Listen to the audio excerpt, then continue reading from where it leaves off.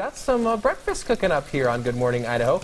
Some Easter breakfast with Thrifty Thursday and Jessica Hacker. Thanks for joining us this morning. A little holiday theme once again. That's right. You've been telling us at your family, you do the boiled egg thing, right? We do. Yep, we do the boiled eggs. I don't hide them outside. I hide them in the house. Okay, the Easter bunny. This is the debate going on this morning. I guess maybe I never knew I would stand alone on this, that hid the boiled eggs outside. Anyway, you have all the dyed eggs, and of course they're left over after that. Yeah, and you have so many of them. I know. I mean, my dozens. kids. Yeah, you do dozens of them. So of course you're going to do the hard-boiled eggs and maybe some sandwiches. But this one's really fun. This has been a tradition. Actually, my husband taught me, and we've done it.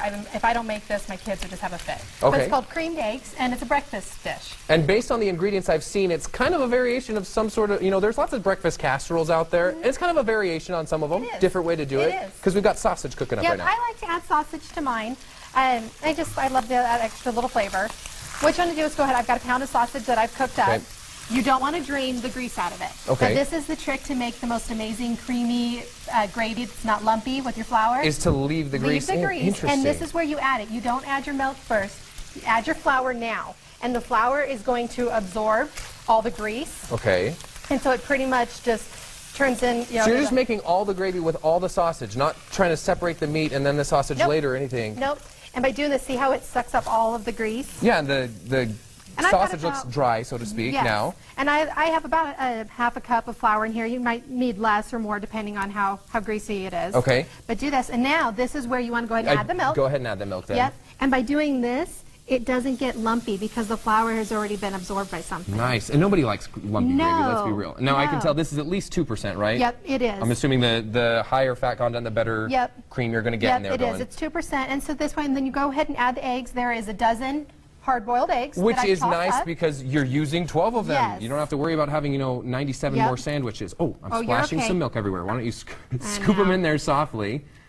And these are already chopped ahead of time, by the way, as you can see, everybody. Yep, just go ahead and put those in there. And, of course, they're colored. They'll be just fine. Yeah. And then I like to add pepper and salt, to taste. Okay. Of course, you can add more or less. And this is something, I compared it to one of those casseroles. It's not a casserole. It is going to stay in the gravy format, right? Yep, it is. It is. And you just want to put it up on medium-high heat and get it to boil. And by doing this, then the flour and the milk, it'll thicken it right up for you. And, of course, the yolks from the eggs will help thicken it as well. But let it sit like this for probably about 15 minutes or so. Once it gets to a rapid boil, and then just let it sit. Make sure you don't let that milk burn on the bottom either. Just stir it occasionally. And then when you're done with it, you like to serve it up on top of something too? Yeah, put it on some toast or biscuits or hash browns is our favorite. My gosh, that sounds good. And I've never had one of these with the boiled eggs. It's usually the scrambled eggs. Yep. So the boiled eggs sounds really delicious. Yep, this is always Easter morning. It's perfect after you've hunted for your eggs. Yeah, so cream eggs using those leftover Easter eggs. What a way to do it. You can use 12 of them at once.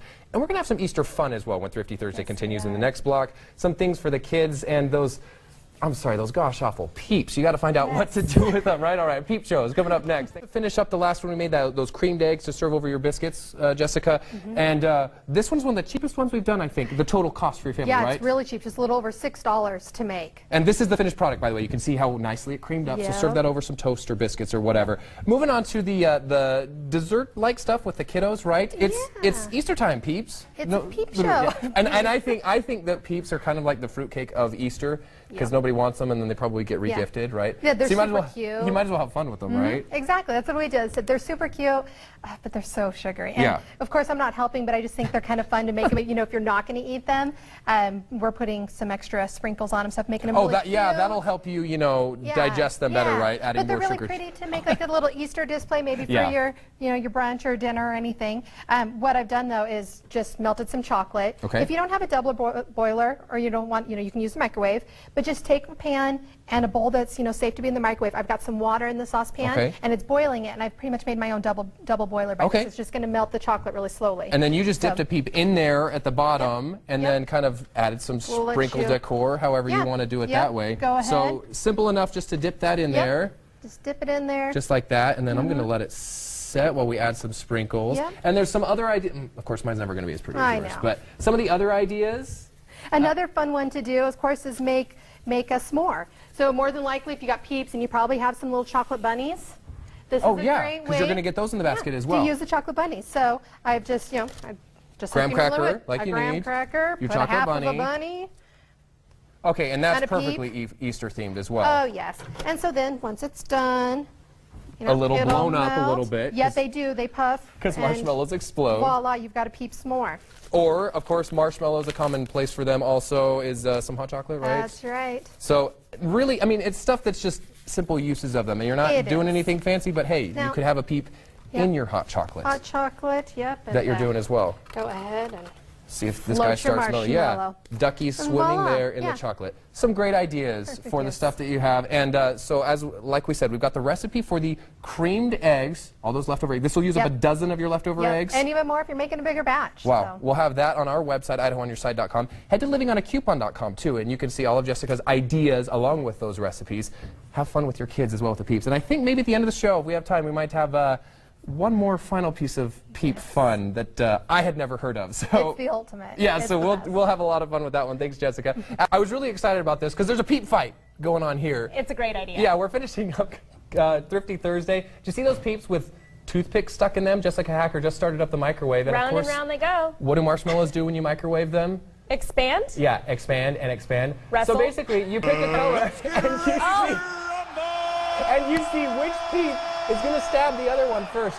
Their accuracy is not that great right now because, come on guys, take some aim there. But whoever's toothpick pops the other peep first wins. Fun game to play with. Oh, your they kids. pop.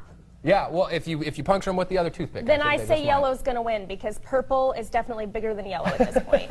Take another look at what you can do with those peeps because I hope I don't offend you when I say that I don't really like them. There's the result of the peep fight, by the way. I think they kind of lost their steam, if Are you they will. hard and crusty now? Oh, probably.